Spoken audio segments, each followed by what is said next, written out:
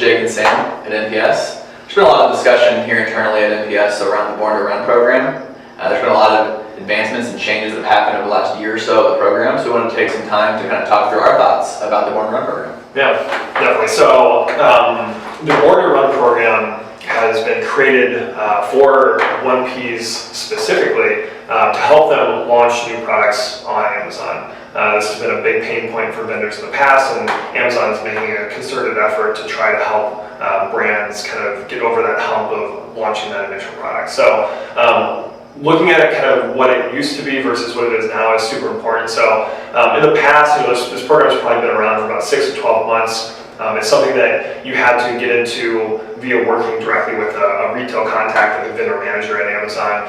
Essentially, you would kind of go to that person and say, we're launching this ASIN or this set of ASINs, and we have a lot of confidence in this item, and we want Amazon to purchase X amount. So you can kind of provide them with the quantity that you want them to purchase, and usually it's going to be a larger quantity to ensure that you're kind of sustaining demand and you're not stocking out at any point during kind of that launch phase, which is key for the flywheel effect. So you work with that Amazon retail contact to decide upon that number. Amazon approves it. They place those large POs, which is really great. And then over a 10-week period, which is kind of the time frame of the program that you get into, the expectation is that you're going to sell through that inventory.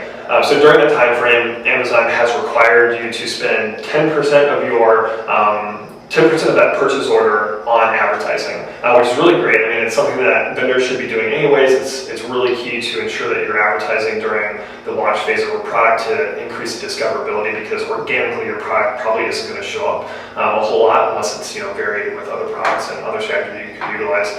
But this is a key piece of it. And then the other part too is if you don't sell through that inventory within the first 10 weeks, Amazon also has return rights to the product too. So that's another key consideration.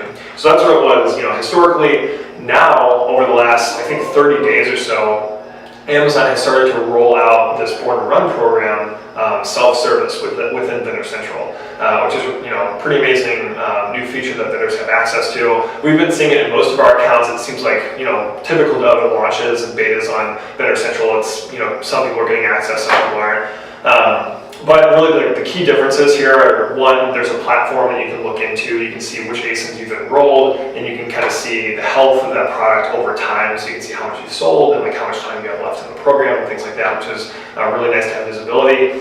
The other key differentiator is that you no longer have to spend 10% on advertising. As I mentioned, this is key, so you should still be doing that, but Amazon isn't going to hold you to it.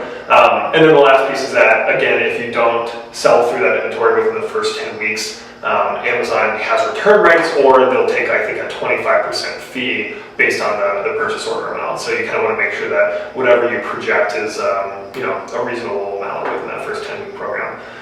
So we've been using this across, I would say, 70 to 75% of the brands that we work with.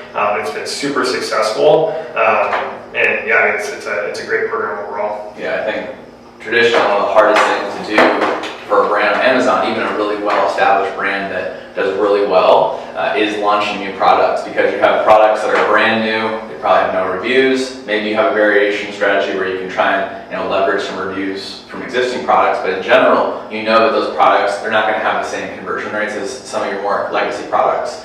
And so it's always been tough to get that product going.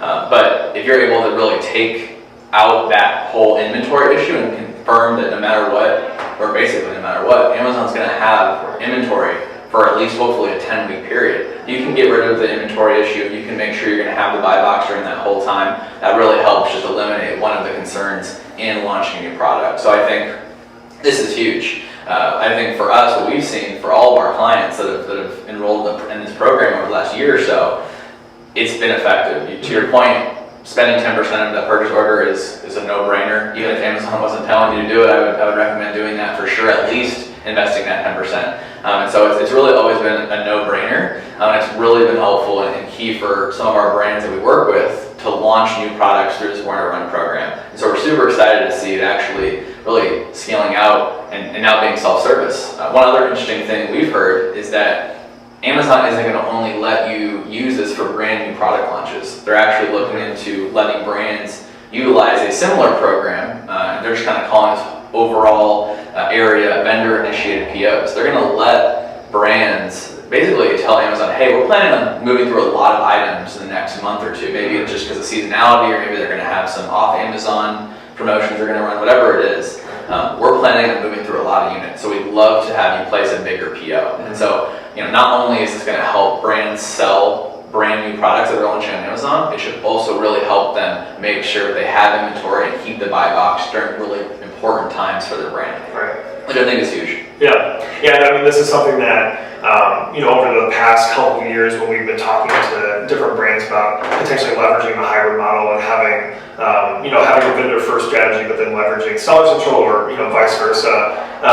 One of the key differentiators and reasons why you want to leverage Seller is because you can control that inventory, and it's way more effective for product launches. You can start an ASIN, get it rolling, have enough inventory in FBA to sustain kind of that initial launch phase, and then if you wanted to, you could always move it back to vendor, whatever your strategy is. And I think Vendor Central has really stepped up their game in the past year or so to figure out, okay, what are the pain points of vendors, and how can we, come out with some new programs that's going to help to mirror the benefits of Seller Central, which is really why they came out with the Border Run program. So now this is just another thing that they're kind of adding to the tool set of vendors to be able to effectively launch and market and have kind of long-term growth for their products.